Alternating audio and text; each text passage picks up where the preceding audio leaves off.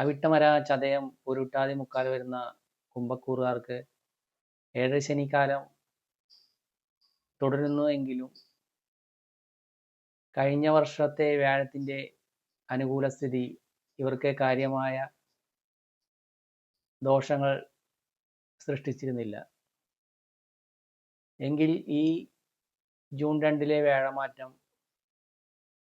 വ്യാഴത്തിന്റെ അനിഷ്ടഭാവസ്ഥിതി ഇവർക്ക് വളരെയധികം ജാഗ്രതയും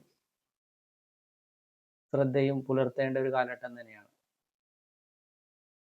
പ്രത്യേകിച്ച് ആരോഗ്യകാര്യത്തിൽ പലവിധത്തിലുള്ള രോഗങ്ങൾ മുഖേന ഇവർക്ക് ബുദ്ധിമുട്ട് അനുഭവപ്പെടുന്ന ഒരു അവസ്ഥ,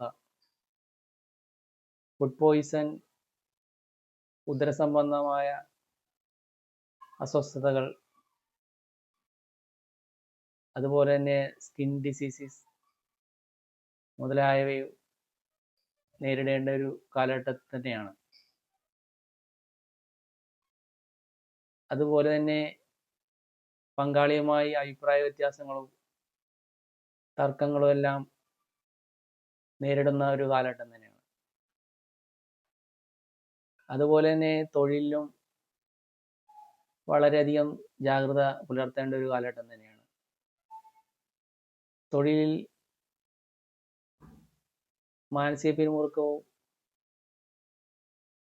തൊഴിൽ വളരെ ശ്രദ്ധിച്ചില്ലെങ്കിൽ തൊഴിൽ നഷ്ടപ്പെടാനുള്ള സാധ്യതകളും ഇവർക്ക് ഉണ്ടാക്കുന്ന ഒരു വർഷക്കാലമാണ്.